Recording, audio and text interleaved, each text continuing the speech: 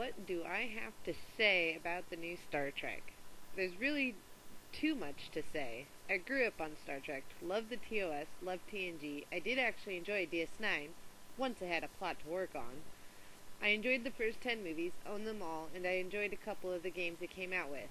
First, let me say, about the movie, it was different. I can't describe it any better than that. With that as the main description, I will say I did enjoy it, for the most part.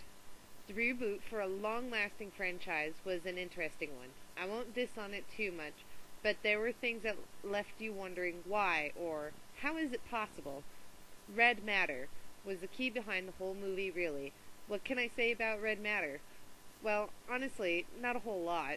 They only gave you two things that Red Matter does, and apparently it happens at random. Then again, Nero seemed to have a good grip on one of the two things it does. It destroys things. And it sends you back in time. Does it send you forward in time? Well, it didn't really say. How was red matter created? The world may never know. It was a thick red substance that just a pinch of can cause a major reaction. How was it discovered? Or was it created? I can deal with the lack of detail, but more would have been nice. So the basic plot that led to this red matter was that Romulus got caught up in a supernova from an exploding star that apparently got out of hand. While the Vulcans, Spock especially, promised to help the Romulans in preventing the destruction of their planet, but took their sweet time in doing so.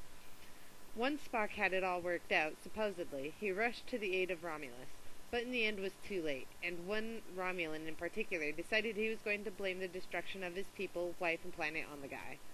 First off, there is a point where I ask, why? If they knew it was coming, why? Why, for the love of God, didn't they just evacuate and find a new planet to live on? Why indeed? But again, we will never know. Well, after putting an end to this supernova that apparently endangered the entire universe at this point, Spock and Nero got caught up in some rip in time and space. Nero got sent back to the early days of Starfleet, where he encountered the ship Kirk's father was on, and without real provocation or reason, opened fire, killed the captain, and then during a scene with people screaming and running for escape pods, and began to make their escape, blew the ship up. Here's another question. If he was from the future and refitted his mining ship, why did he let the escape pods go if his intentions was to kill everyone on the ship? Well, that doesn't matter, because what's Star Trek without Captain Kirk? So we move along with the movie, and there was a song that blew me out of the water during the car chase scene. Totally not Star Trek, but I do like the song, so I decided I'd make the exception. After more time into the future, Kirk gets caught in a bar fight, meets Captain Pike, and ends up enlisting in Starfleet because, well, why not? So you see some of his academy days, but it isn't very much. The thing I enjoyed about those particular scenes were they had to bring back the mention of the Kobayashi Maru test and find out Spock is the one who has designed it. Cliché, but interesting. You see exactly how he cheated and was a bit of a smartass about it. Well, some more stuff happens, and soon you end up on the newly remodeled Enterprise, which, by the way, I hated, but that's just me.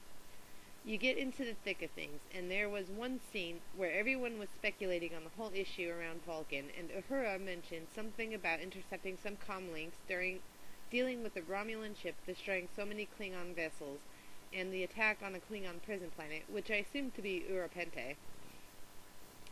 The only use of this scene was for Kirk to put two and two together and go, OMG, that's the ship that killed my daddy. And he tries to warn people, but no one listens and takes off anyways. There were a few other things that went on, and a few other things I enjoyed, got a giggle out of, and few lines from various older Star Trek films that were, interestingly enough, used in the film, and things I could have lived without.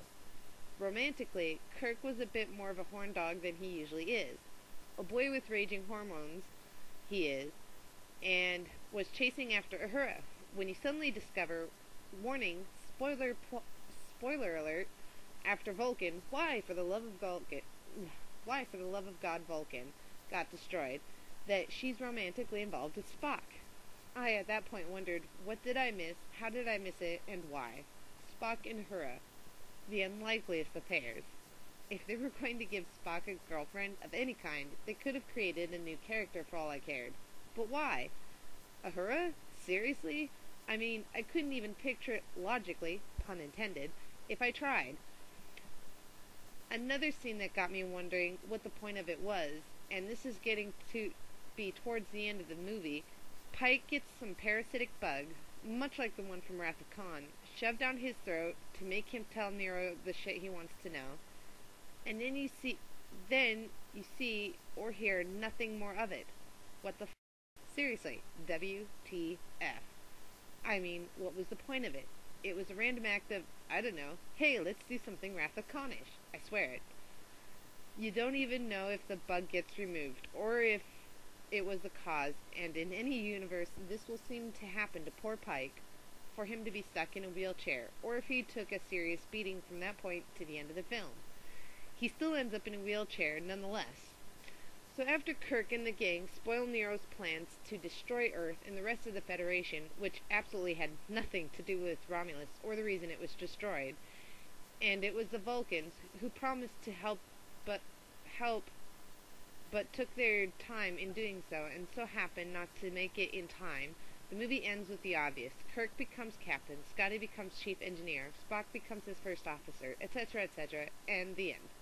Oh, and what was the deal with the cute rock-looking alien?